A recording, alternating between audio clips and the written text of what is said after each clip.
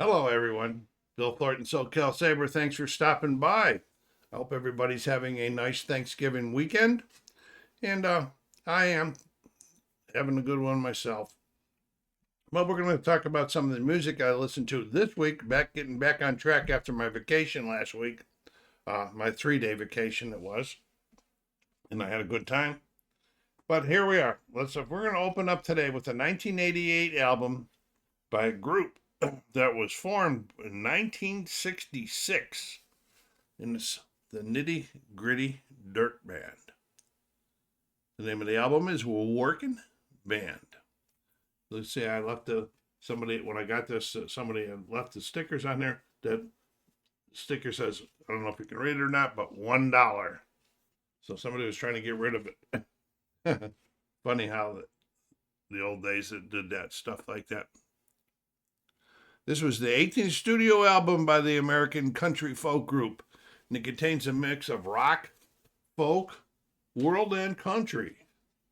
So it's pretty nice listening to it.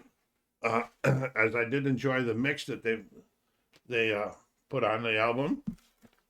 We got a picture of some of the guys. The album peaked at number 33 on the U.S. Country Albums chart. Working Man and I've Been Looking were released as singles, each reaching the top 10 in the Billboard Country Singles chart.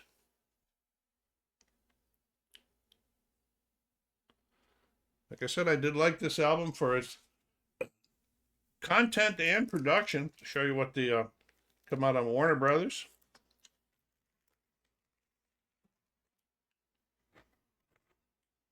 It's in pretty good shape. I picked it up in a Whatnot. There's a lot of things I got on Whatnot because I picked up a big batch of records at a very reasonable cost. A lot of them I don't even know what they are, but we'll get to hear them. I'll get to hear them as I start entering them into the collection, and you'll get to hear about them. You'll probably get a laugh at some of them. But anyway, this was pretty good. You know, the mix of folk, rock, and country hit the spot for me. And fans of those styles should check it out. So I'm going to open up the week this week by going VG on the Nitty Gritty Dirt Band's Working Man album from 1988.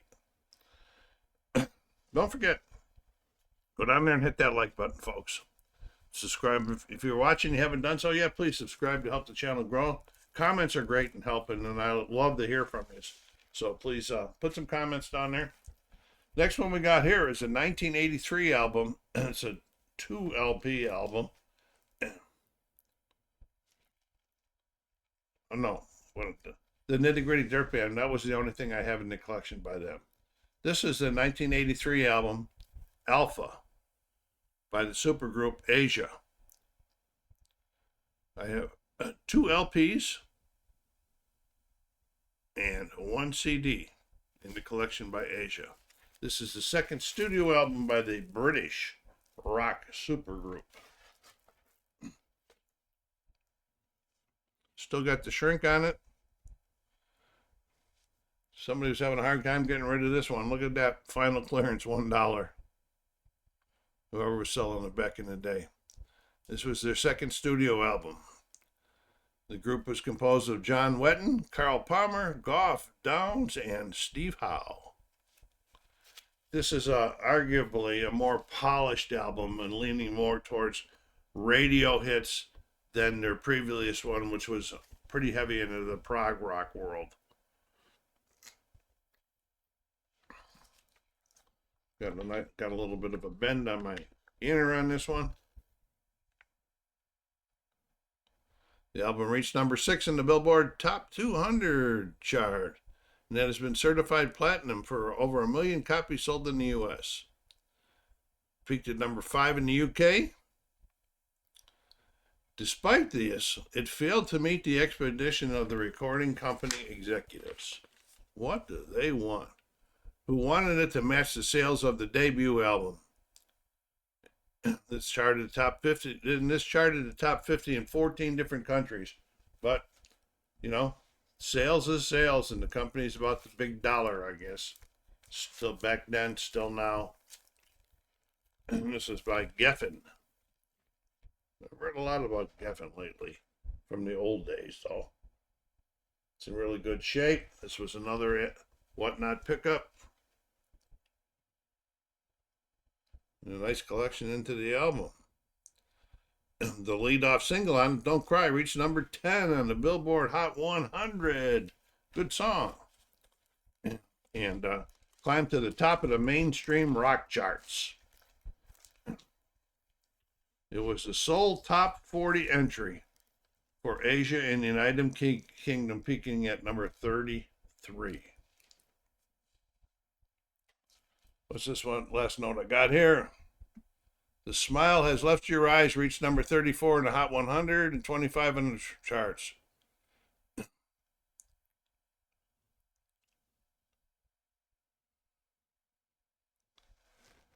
I did like this album a lot, and I have put their debut album on my watch list. Watch list doesn't mean I'm going to aggressively seek it. Watch list means if I run across it, I may pick it up. The CD I have is Phoenix, released in 2008 with a different lineup. So I am going to go VG on this one also this week. This was Alpha by Asia in 1983. Carl Palmer, Steve Hackett. Steve Howe. Top-notch guys in that group. Little coffee here. Keep the tongue working. Now we're going to be going back to a guy that's been around for decades, many, many decades. I don't know if he's still around or not. I shouldn't say that. But anyway, this is the 20th Century Drifter, the 1983 album by Marty Robbins. Another one from that Whatnot collection where I didn't know what. 90% of the stuff I didn't know what I was getting. It was just a big batch, very big batch. This was the second to last studio album in his career, spanning 4 decades and 54 albums. He had a lot of hits on the pop and country charts, but none of them from this album. There's no inner. Oh, there is an inner on it. I'm sorry.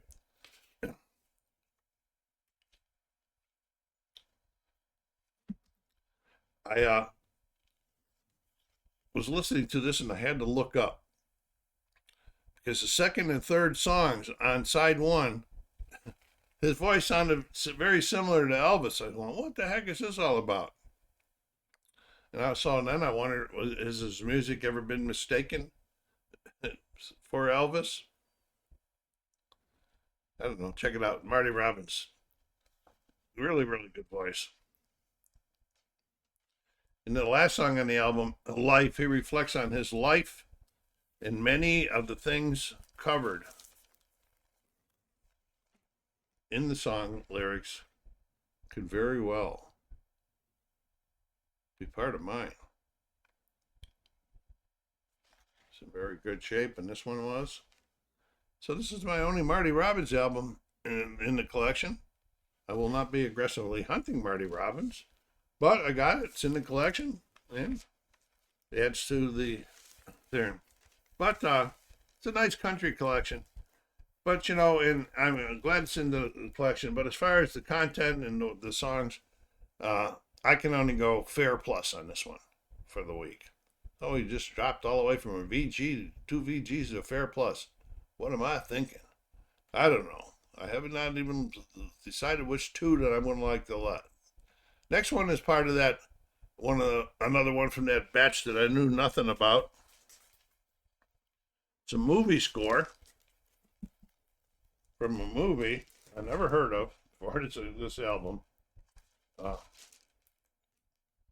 So on the back of it, this was on the back. Somebody posted these notes, and some was like in Japanese, I think, or something. I don't know. The movie was The Missouri Breaks by John Williams. This is the only thing I have in the collection by John Williams. It's all instrumental, and it's very mellow for the most part. And what I did like about it is that I was doing some other tasks, and it you know, it was nice background music for doing some other things around the house that day. It was pretty good stuff. Not being familiar with John Williams, I had to do some research on him. Then I found out quite a few things. I found out that he has a total of 54 Academy Award nominations. He is the second most nominated person in the awards history after, could you guess, Walt Disney? Wow. He's the oldest Academy Award nominee in any category, receiving a nomination when he was 91 years old. How cool is that? You know, and he's participated in a lot of good big time movies, Saving Private Ryan, E.T., one of the Star Wars. He was also like the major conductor for the Boston Pops Orchestra for about 13 years in his career. So he put out some really, really good stuff. And I enjoyed this. But, you know, not being a score fan, a movie score fan, I'll go fair plus on it. That's the best I can do. And even though I didn't enjoy it. So we're getting down to the part of the day where we're going to be looking at the CDs for the week. And we're going to get a little bit, get more familiar with some of this stuff. The first CD is number 169. And it's a 1974, it's a reissue of 1974 issue, 1974 album. Greatest Hits by Santana. This features highlights from the band's first 3 albums. It's the band's best-selling compilation album, selling over 7 million copies in the United States. And I think it was, this is a great introduction to Santana music. If people are newcomers, I would recommend that they check this one out. It's got a lot of great stuff on here. Evil Woman, Black Magic Woman, Evil Ways, Black Magic Woman, O Come Via, you know, lots of good stuff on here. So, but you know, if you don't have it and you're a longtime fan of Santana, you might want to add this to your collection. A little book, not too much.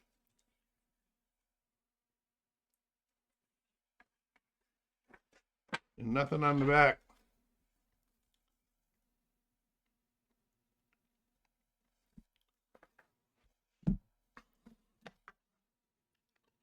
Get a relatively plain CD.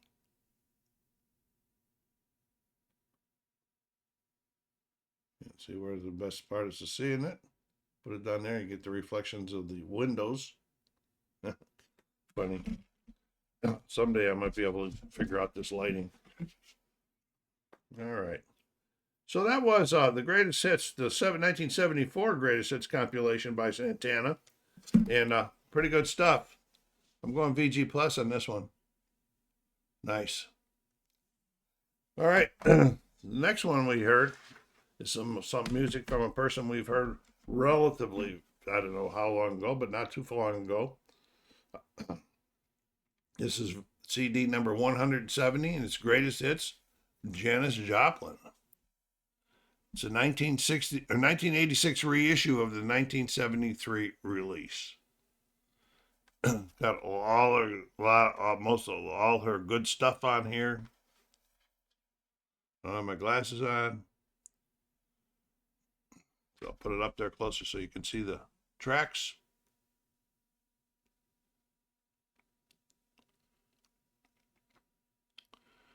This is a set 1973 collection of her hit songs by Janis, who died in 1970. The cover photo was taken at Eden Park, Cincinnati, Ohio in 1970. This is 9 times platinum in the U.S. alone. they didn't kind of overdo it with her booklet.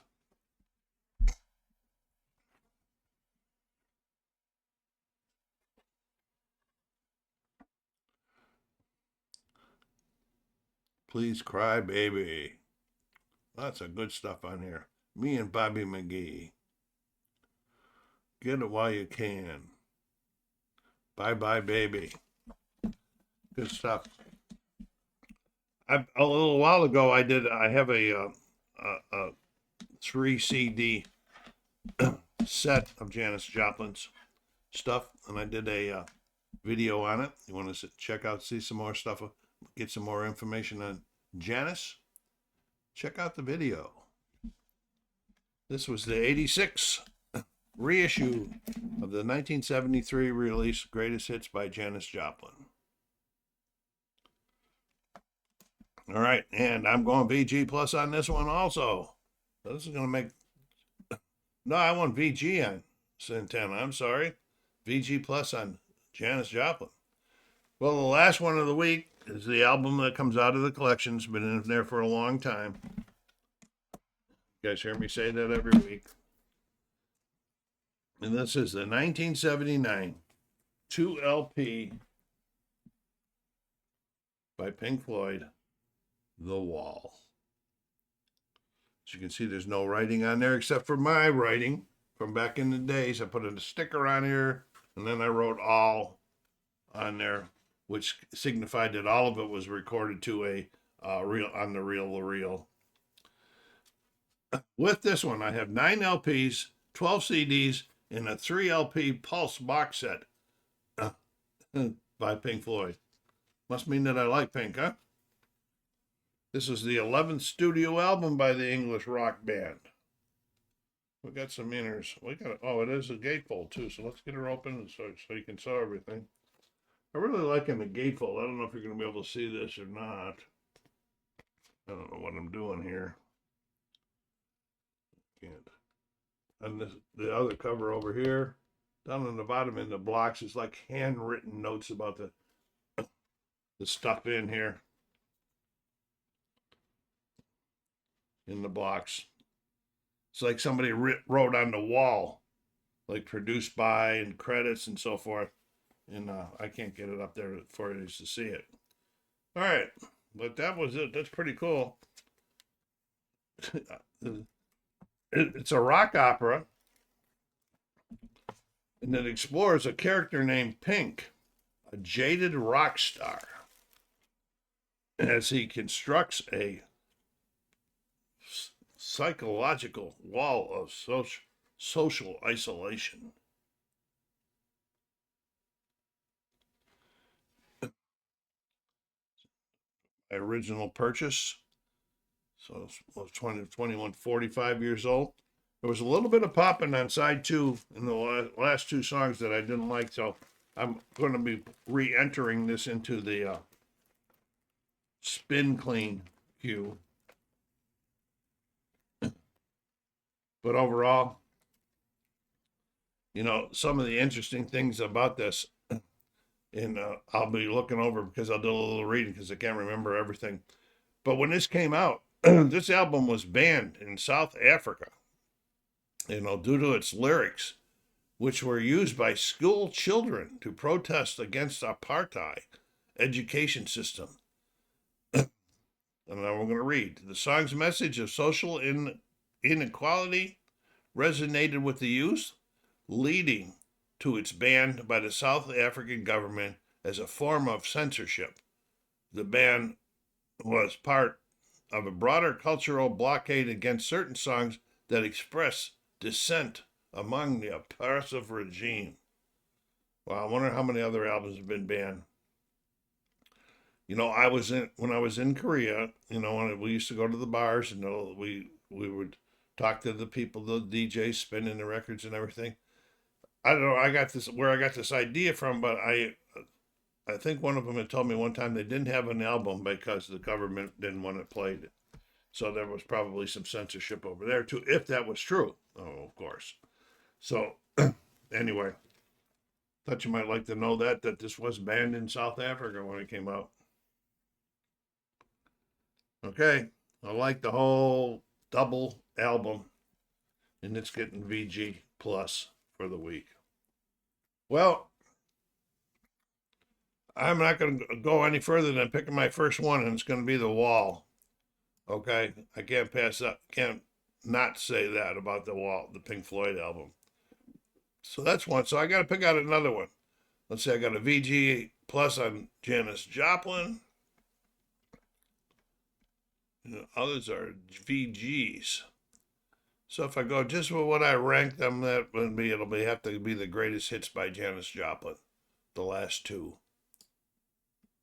that I listened to this week. So, you have any of these? If not, what did you listen to this week? Put it down in the remarks. I'd love to hear from you, so I will get back with you. Socalsabre say, continue having a nice Thanksgiving weekend. Take care of yourselves out there. Be kind to each other and stay safe.